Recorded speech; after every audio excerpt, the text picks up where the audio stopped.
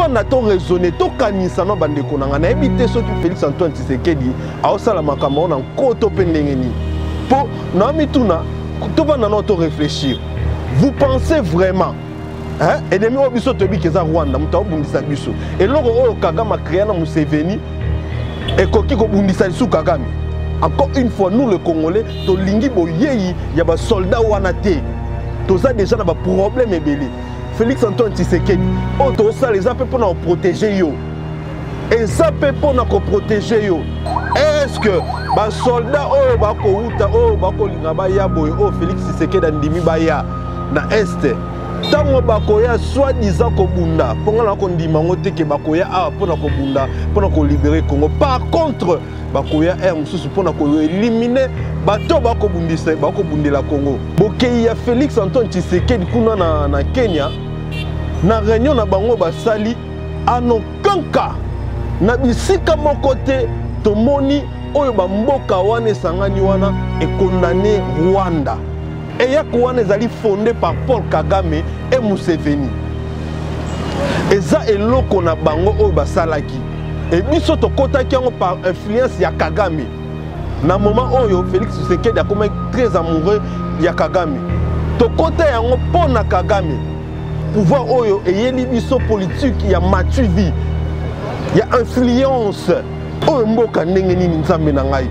Beaucoup même biso na dictature makasi bo. Lelo bako signaler biso que pour la 3e fois tribunal boyi demande ya liberté provisoire ya Yves Buya ndeko Israël Mutombo omoni makambo luki omoni skote ndeko omoni passion lukeli ndeko que to komo mona ngo flou et comme politique et loko Yves Buya oyo ya omoni batu bane ko suspecter ndeko Israël Mutombo kokanga Yves Buya et ko bakisela bino mandat moko te kokanga Yves Buya ko bakisela bino une année na pouvoir te pour glissement pe ko salate.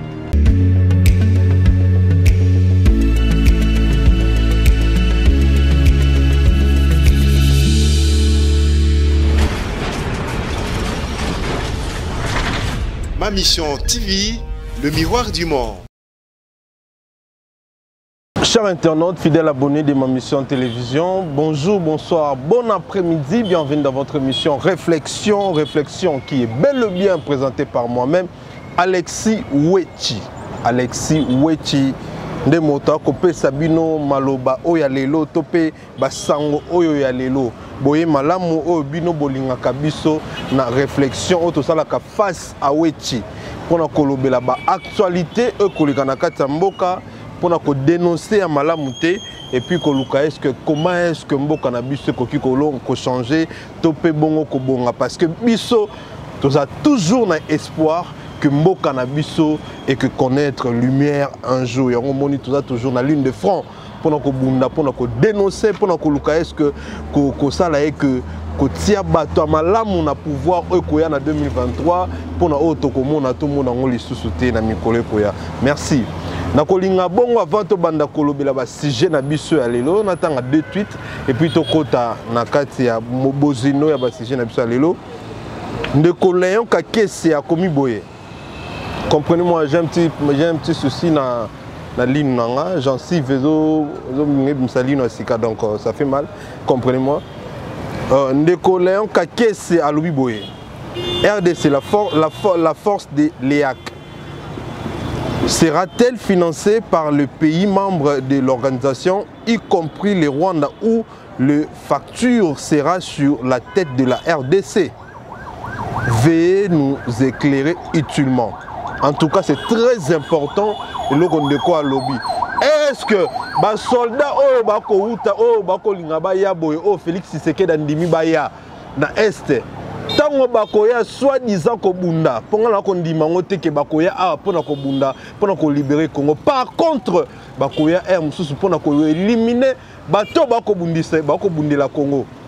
Bato oyo batelemelaka monguna tango monguna kotaka ndenge biso tokomona boye ya bato wana eza na ngote pona kobimisa biso na kati ya buzu na kati ya makambo tano ya M23 ndeko tout le monde malamu. Est-ce que après makambo nyonso wana kofuta parce qu'il faut kofuta est-ce que kozala bamboka wana nyonso ekosangisa mbongo mpona kofuta bamapinga koya awa to nyonso wana ekokita kaka na motu ya Félix Antoine Tshisekedi to mpe ya RDC wana motuna ya mibale.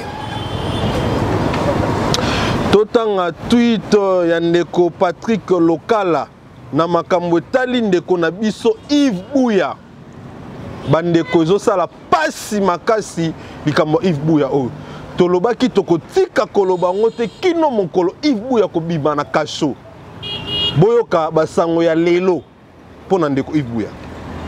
Flash TGI Kalamu a pour la 3e fois consécutive rejeté la demande de la liberté provisoire introduite par les collectifs des avocats de notre confrère Yves Buya. Du côté du tribunal des pairs de l'UNPC, l'audition d'Israël Mutombo a été reportée. Sin Dei.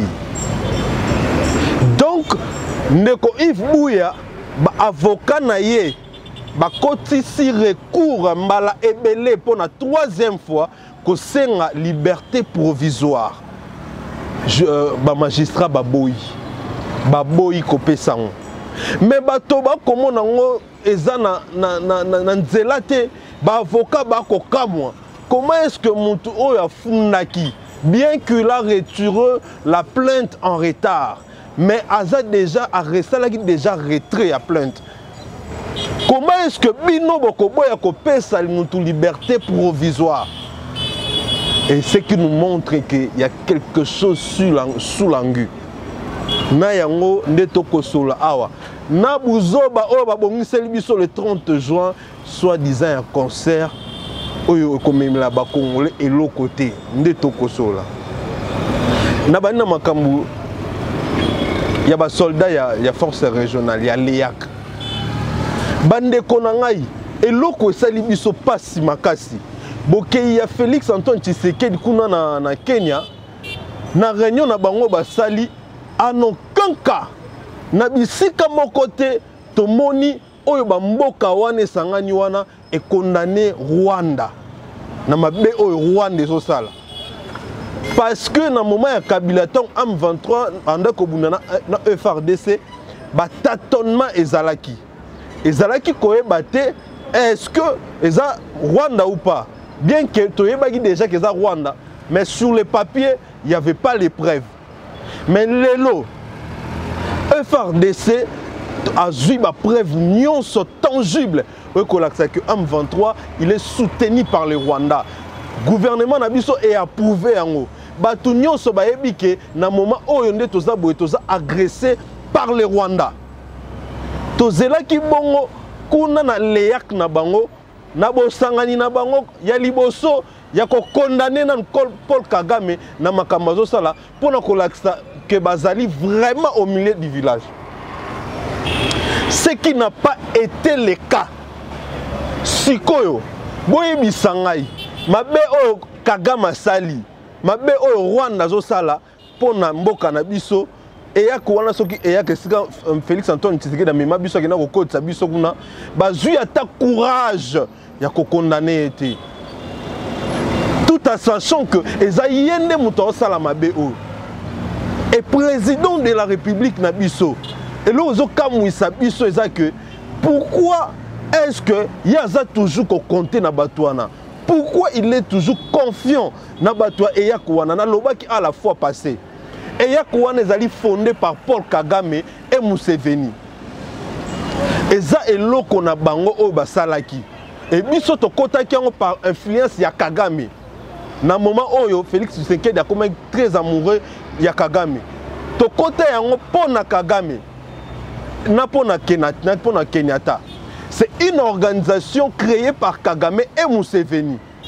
Tout va nato raisonner, tout kanisa no bande konanga na ebité so Félix Antoine Tshisekedi a osala makambo na koto pendengeni. Po na mituna tout va nato réfléchir. Vous pensez vraiment hein ennemi obiso tobi keza Rwanda muta obundisa biso. Et loko oyo Kagame a créé na Museveni e koki ko bundisa su Kagame. To eza nango ba G chef de l'état zo sala po ayebi ki na suka akosala donc to eza ya ba aventure na ye azo sala to koto ndeni pour parce que tozo comprendre te comment est-ce que mutu oyo azo bundisa biso azali parmi ba fondateurs ya eloko oyo oke kolukela au secours eza neti papa ya famille moko quelconque azo beta mwana na yo yo le kofunda na justice topé na commune topé na souciat yo ko kofunda ye et pas moi si na ye et puis oyebi que moi si na ye wana ba na complicité pose wa résultat ni na ebité makambo monsieur Antoine Félix Tshisekedi la président mboka na biso soki ezaki ayebi na ye ndete makambo azosala to pe soki azosala ngo na nko to soki peza nini soki peza kaka diplomatie oyo alobelaka biso diplomatie tozo comprendre te et puis le azosala biso pasi makasi na kokende ko luka ba force régionale wana ya ba Tanzanie ba mboka ba Tanzanie ba Soudan et ya net ko sala net esilisa bitumba awa eza ko minimiser FRDC na biso. Tanzanie ye guerre peto bitumba ni nyango oya bunda oya koya ko silisela biso bitumba na est Soudan ye mona mboka ne ba problème eza makasi alongo aya ko silisela biso bitumba na est soki vraiment Félix Antoine Tshisekedi ana posa aussi sa guerre wala eza simple aussi sango. Il suffit de bien occuper le militaire. Il y a pesa bango oh nyonso 5 pesa bango ko motiver bango à 100% makambone aussi là. Mais oh yazo ça là jusque là tu comprendre c'est quoi au juste? C'est quoi au juste? Nami tout na ka na ko yoka passe chaque jour. Ya on a Congo to sala nini poto zo akaba président oya bien té. Nini to sala poto zo président oyo baza toujours na capacité à gérer mboka na biso té. Baza toujours ba incompétent. Yongo moni na koma na doute ya komona que na kati ya mboko basala nzambe bazali. Ngana komona nzeto sala lisumu moko boye otokoyeba te. Ce qui vraiment réellement il y a des hommes de Dieu dans ce pays. Basango ba bouddhiste ba tout o ngai ba nani bo sangana. Bo kena ko sambela bo tuna nzambe biso sali nini. Likambo nini to sali mbeba nini to sali ayebisa biso to senga pardon to sala ata jeune à 366 jours alimbisa biso po eke na kati ya Congo makambo zongo kenda malam to zonga ko ba dirigeant malam parce que même na Israël tonne ko monango soki likambo na mboka basali ya nzambe bane ko sambela nzambe a orienté bango nani nde babona nini nde basala po o to zomona o eza normalité. Eza normalité. Paul Kagame qui nous tue. Paul Kagame a sala biso boye. Et puis to yebi ke zaye. Sans doute. Bozo kende kaka esika ya zali. C'est quoi cette G? G o bo sala biso wane zanini. G o bo memela biso wane zanini. Yango amoni à chaque fois na ko biso ba Congolais, tous ont conscience, tous se prendre en charge. Ceux qui se prendre en charge, c'est que toza foutu. Toza foutu. Mukonzambo kanabiso toza naye, akosala naye et l'autre côté na makambo. Ceux qui se prendre en charge, c'est tous se prendre en charge bande konanga ba Congolais. To telema, to soutenir FRDC, to tia makelele ndenge to ko tia kaka makelele boy. Oui, que ça n'a pas si peu souci. Il y a comment que jusqu'aujourd'hui, Bunagana est occupé par les rebelles. Non, on va rebelle par les Rwandais parce que ce sont les Rwandais. Et ça n'a pas si comment on a hier porte-parole na bango faire une vidéo. Il y a comment est-ce que baza co-équiper, occuper ville. Il y a Bunagana. Azola que ça va prendre tout le monde à la radio. Na boromon na vidéo, volder ou nos vidéos. Awa radio nini boye boye mabele boye zini boye nyoso boye biso to kangi bango FRDC meka ko zonga to betse 5 minutes kimi. Quelle honte, ça m'a fait très mal. Donc qui passe si makasi ton na moni vidéo ana. Et ça humiliation. Nyoso parce que ton a leadership moko faible. Porte-parole de l'armée révolutionnaire congolaise. Il est exactement 16h23 minutes. Nous sommes le jeudi 16 juin 2022. Ok, je suis venu vous montrer les portraits de la cité de Bunagana, puisque ce qui se passe sur la toile, on dit qu'on nous a chassés, nous avons libéré la ville. Non, on peut en aucun cas libérer la ville et aucune force a cette capacité de nous faire vraiment faire quitter la ville. Nous la maintenons et nous allons la maintenir jusqu'à X temps, selon notre gré. Ça, c'est la population qui sont venus nous saluer. Ce sont des gens qui nous aiment beaucoup. Là, c'est la cité. Et là, c'est la douane. Là, c'est la douane. La douane. Vous prenez directement la douane et cette radio. Là, c'est la douane. Donc, c'est 16h déjà 24. Nous sommes le jeudi 16 juin. Et tout ce que les FARDC disent, mais ils ne peuvent absolument rien faire. Eh bien, ce sont les FDLR et les Naturels qui sont venus vers 7h45 tirer en l'air pour effrayer la population, puisqu'ils ont vu la population rentrer en masse pour récupérer leurs biens et leur survie, pour leur survie. Eh bien, ils ont tiré en l'air, mais nous les avons poursuivis dans 5 minutes. Ils ont fui. Ce sont des aventuriers. Ici, c'est la radio Racom FM, 99.7 MHz. Ça, c'est la radio Racom FM et leurs antennes sont là. Ok, c'est la radio Racom FM. Je pense que pour M. Biamungu, mon ami, que je salue à part ça. Là, c'est la douane. Là, c'est la douane. C'est la douane. Il y a les hôtels, l'hôtel, pardon, des gars. Là, de l'autre côté, c'est Moïse. Là, c'est l'église. Yango nazo sabino ba congolais. Bo fongo la misu. Bo fongo la misu, c'est le moment. Soki to sali bongote. Soki to sali bongote. Bunagana, c'est une grande, c'est parmi des villes où l'activité à ma casse dans l'est de la République. Il y a des frontières, il y a des ports, tout ça. Baza est occupé pendant au moins une semaine par les rebelles. Beaucoup de gens la biso force régionale wana ba ko salani. Tozana posa ba troupe wana te. Déjà au Congo, tu as une troupe ougandaise. Qui a pour travailler ensemble, pour traquer les rebelles. Il y a FDLR. Mais tu as un ça en côté, et produire de l'autre côté. Si même Ouganda, on a causé à soir. Ce n'est pas ça la solution. Chef de l'État, président de la République, M. Félix Antoine Tshisekedi, il faut que Bisso, s'il te plaît. Nous sommes équipé bolobi awake embargo ekoi yo diplomatie est sali embargo esili mais bon, voilà lokola embargo esili to somba minduki to somba matériel to somba nyonso o esengi faut kosomba to équiper armée na biso ba continuer lokola embargo elongwe to somba ba biloko wana to équiper bango richement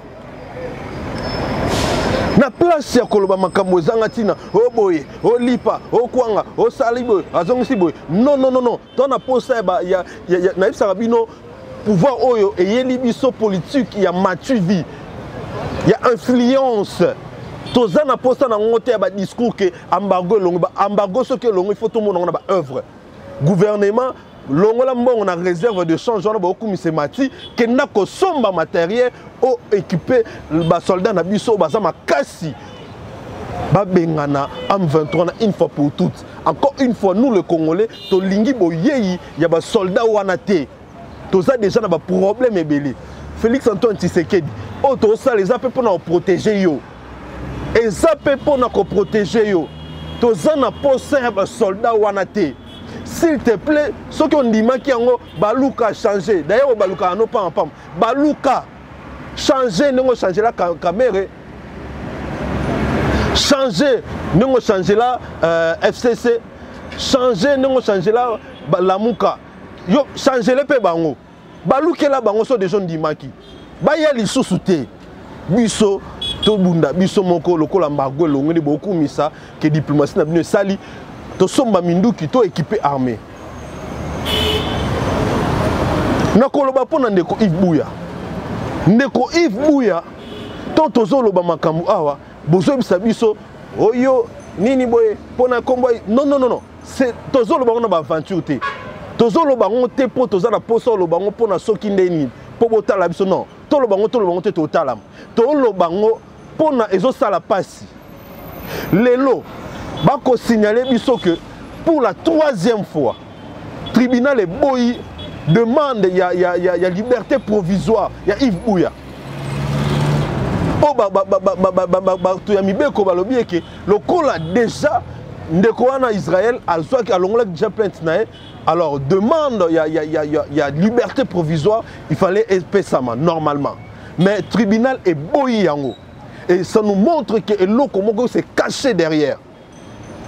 Pour l'affaire Yves Bouya, le TGI Kalamou a refusé hier la demande de liberté provisoire des avocats de Yves Bouya. C'est la 3e demande de liberté provisoire que les instances judiciaires refusent à Yves Bouya depuis son arrestation. Voilà déjà un mois à Makala de façon arbitraire.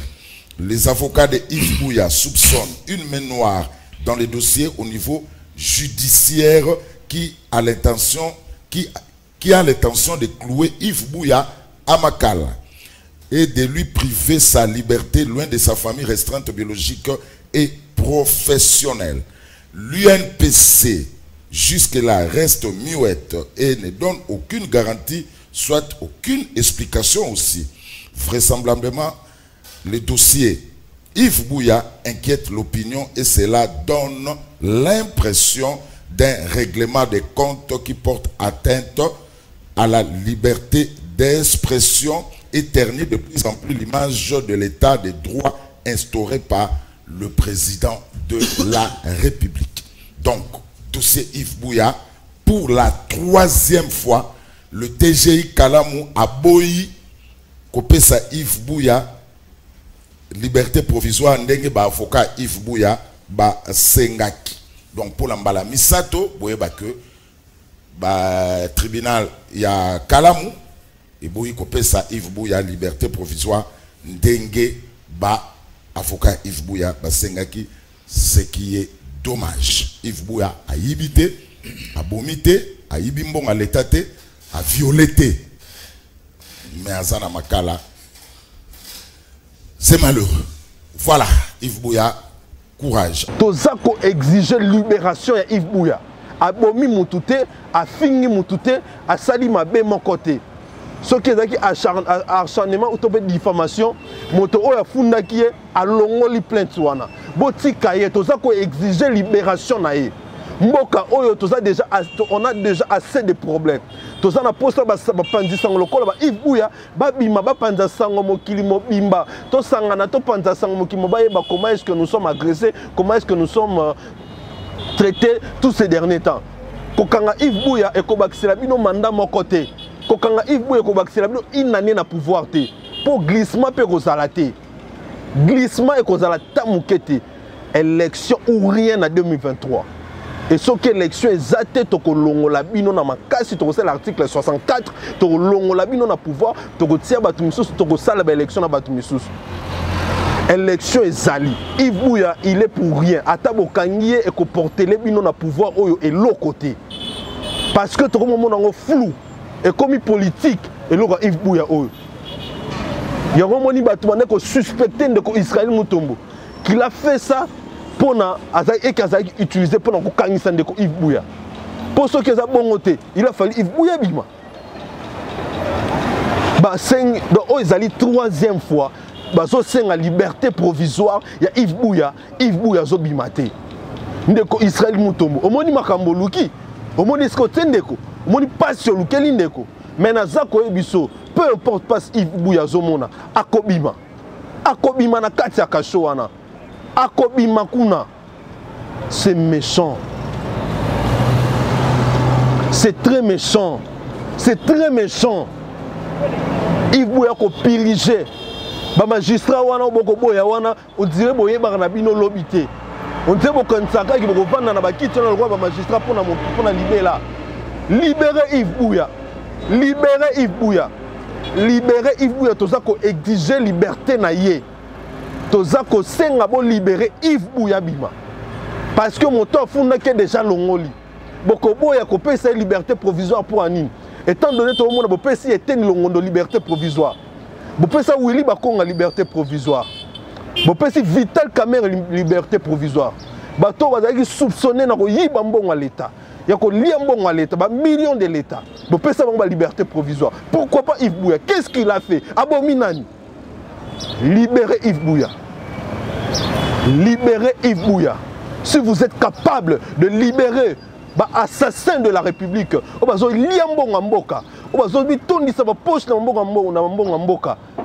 Vous êtes capable de libérer Bango et vous allez libérer aussi Yves Buya. Parce que Azamouan Namboka, Asali Bino l'autre côté, Abomi Moutouté, Asali Mabé mon côté, il faut vous libérer. Ndeko Yves Buya Zako coupi s'il est dans la prison. Ndeba Boyango Lele Boy, to éviter ceux qui vont la souni.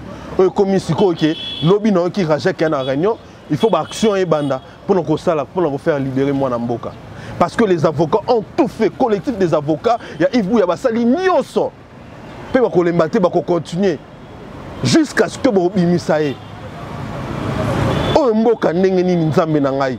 Beaucoup même abusent la dictature à Makasibo. Yves Buya Bominani. Yves Buya Salina ni Mabe pour commenter le niveau où beaucoup commissaire. Libérer Yves Buya. Libérer Yves Buya. Bozo libérer Batoma B, Jamal Baza libérer Yves Buya. Et puis, on a révélé sous conscience de Congomani. Pour na makambo le 30 juin, concert wana ekobe tate. To lingi yango betate parce que c'est important. Toza ko rappeler que le 30 juin na biso, to pe ba jour ya indépendance, ya ba pays tout ezalaka jour ya boité. Surtout ya ba mboka oza na ba guerre lokola biso ezalaka ba jour ya ba esengote ya kobina ba ndomolote ya kobina ko ningisa ba luke touté. Eza ba jour ya ba méditation. Jusqu'à Komboka au peuple au Boromimango kaka na pourriture. Jusqu'à Kaboromima Mboka on a quoi abouture mituna bango. Aboutissement déjà te comprendre nango ekosala ba lisusuté. Mboka ezana ba problème. Bozolo ba oh motuto sala musala na mututu bino bozandenge mona ba tututé. Jibe na wera bande mona meniser te po meniser aza leader leader d'opinion te. Voilà la même raison pour laquelle Biso va journaliste est au loba. Pour tous les leaders d'opinion. Bino boza ba leader d'opinion. Beaucoup se comparer na batu misusute. Bino na makambo etali mboka boza capable de s'inclure na kati. Boza obligé de s'inclure na kati. Le Congo peut appeler ça bino nyonso. Mboko appeler ça bino nyonso. Bozui bomengo, bozui nyonso. Toza na posta na bino bo intervenir boko ta studio bo yemba bo panza sango na opinion internationale aussi nationale que ezali que Congo ezali menacé bolanda exemple ya tchala mwana na bina filé baza ko yemba nzembo ko panza sango mon Afrique to pe na mokili mobimake Congo eza menacé bino loka liboso fa bo sala yango wana. Na moment où on a posé concert na bino bo bwaka ngo so pe na 2015 so na 2027 so pe na 2000 combien na année oyote année oyoto ko telemela concert on ko betate biso le 30 juin on a ba manifestation to ko sala pour na ko méditer to ko tambola pour na paix na est et to ko suka na martyr to ko suka na stade de martyr. Toko tambola pour na soutien na ba FRDC toko suka na stade de martyr pour ko pesa meeting à suka na ba Congomani ko pesa force na force armée FRDC o tongo butu poko ba ko lala te bolingi kaka mbongo ba musicien lo koso ya mbongo lokola soni mbongo déjà bozu de ba 50 000 baba kseno pe ba 50 000 si etikala bozo mbongo na bo liaison mbongo l'état bolanda Amadou Diaby wana te c'est un étranger ba pas so biso to mona awe taliete Asa na étranger. Bino mokansi mapasi bino bo mona a italien. Et puis mbongo zo bimaneza ya yete. Yepeza na kata cop. Donc likolo ya mbongo bozo memama. Donc bozana tana souci ya mboka ta mukete. Comment est-ce que bozo la méchant jusqu'à ce niveau? Bino ba musicien congolais. Bino ba jibe ba wera ba Blaise Boula la nyonso. Comment est-ce que bozo la méchant jusqu'à ce niveau? Bozo ni maboke na ko bina na esengo bo seka bo sotaka tout ça au moment où ba kufa kuna. Endet na kata nda kuno mwana no akufi tope ya na to leki na mwa sino ya akufi mais ba monio na fête ba voisin bina. Est-ce que papa responsable à ça bongo? Bozali ba leader des opinions. Ndenge zana bozana part ya responsabilité na makambo nyonso ko leka na mboka. Ndenge biso ba journaliste on a part ya responsabilité, ndenge bino pe bozana part ya responsabilité. Boza ko tenir à ce que bobetaka concert wana. Na ebite so ki bozo linga nini. N'évitez pourquoi bossa la bongo. Tozana posa ba événement ezanga tina wanate. concert wana soi-disant réconciliation o etali bisoté o équipé ko bisoté réconciliation mais pour là bozo sala wana o ba trouba ki paraté etali bisoté botango na ne mususu boluka ne mo intérêt botango pour le 30 juin boko betangote biso to ya na stade du Martyr après to tambola to ya ko sa chute na biso na stade du Martyr pour na ko sa la force na ba FRDC ko pe sa force na bande ko est ko la musa mémoire ba congolais ko talisa opinion nationale aussi internationale que le Congo souffre, que le Congo est abandonné, nous avons la zati. Dans le moment où tozali, il faut se prendre en charge. Tozali sous na posa un moutoumon, tu total sur tout pour ba tout baza ba incompétent. Et puis nous ba combiner ba jibe na ba wera, bolingo créer sur ba problème. Boyi sur sur la distraction inutile. Naza ko réveiller conscience à congolais tout. Ozo linga que ne concert wana. Je te dis ma sœur mon frère. Tala sima. Tala no ba image à S. Tala ba image est avant que concert wana. Tala makamwe le kana est avant que ne concert wana. Okobina na eseng, okoyemba na eseng. Et puis après concert on yo zwani. Bon bazui ba $100,000 na bango, ba so bazui ba $50,000. Bino bozwani, bino ba que concert wana. Boko zo rien du tout ni donc même na terme eseng bozongo te parce que ba yebi na bango bisu musique yango te. Ba yeba su ko yemba te ba comme ba vétéran. Donc boko zo yango te. Bokende na bino te. Bokende te to vanda to méditer jour le 30 juin pour na mboka na biso. To ba mboka na biso wuti wapi ezokende wapi ekomi wapi. Bolinga te que non bokota na distraction ya bato wana ba distraire biso pendant longtemps. Pendant longtemps ba distraire biso. Na ba polémique na bango zangatina. Na makam na bango musique na bango zangatina. Et puis peuple o soke lali bo ezaki endormi makasi boy. Eza pour na ba distraction ya musique. C'est politique ça. C'est politique. Bandormir biso na ba bêtise na ba maman zangatina. Moment où ils sont moment naté. Les gens bato comme éveillés. Bato ba lamuki. Bato ba lingi mboka échanger. To zilingi échanger. To comme na moment ya changement ya Congo. To comme na moment changement. To na moment aventure té. To na moment aventure té. To zali sous na moment naté. Peuple congolais. Tika sentiment. Likola sentiment de to comme sikatoza. Likola sentiment de to comme awa M23 et Rwanda comme sakana na biso mboka mo izangatina. Likolo ya sentiment to komi kolela classe malonge zate kolia malonge zate maya malonge zalakate courant malonge zalakate nyonso mabe nyonso be ba homme riche na mboka na biso et comme ba libanais na ba indien na ba politicien miyibi. Likolo ya sentiment. Longola sentiment. Concert wana le 30 juin to ebeta mate ekobeta te. Pe ekobeta te. Toko tele melango tina suka distraction na zangatina et salamate. Et kobeta te parce que quoi apporter les bisoni. Na moment to komi il faut to sala makam o ko apporter quelque chose dans mboka. Tout ça suma na sentiment moroté. Toi na moment mo est très dangereux, ne to l'air est très grave. Toi na moment très grave. O to na pour sa distraction, il faut to la focus na mboka na biso. Ko sei sa makam ko le kana est ko zonga na Kinshasa. Koloy ba ndenge ni to sala pour na makamutu ba élection sala mamalamu et tricherie ezalate pour Félix Tshisekedi d'Antoine alongwa na 2023 akoma sénateur à vie yango lo to lingi to sala to lingi su bata aventure te to lingi su ba blague te bolongola na mutu na no concert ezangati na ya wenge soki wenge bolongola yango. Tous ces leaders là sont de méchants batala ka ba propre intérêt na bango. Oui, tout le monde a dit que la paix au Congo. Moi, je suis moko. Et bon, je suis Ayembani. Ayembani pour Namboka. Ayembani. Tozana posa na ngote concert wana. Eko beta te. Tolingi yango te. Peuple congolais, beaucoup de concerts wana te. Boya to tambola ni to gane to tambola ba étudiant pour na couper sa force na FRDC, couper sa force na bandeko na biso est, ko soutenir ba soldats na biso pour to longa etumba est. Tant lo ingeza li sosouté. Tant ya lo ingeza li sosouté. Batu ba kufi ebele. Batu ba kufi ba ko continuer ko kufa. To lingi sou ba aventure te. Éveillez-vous, peuple congolais. Réveillez-vous. Chers internautes, fidèles abonnés, n'a pas subi nos merci. Parce que Nabi Kibozake Bela Rolanda Bisso. Pour na lelo na souki na kozonga mbalasi. Au revoir.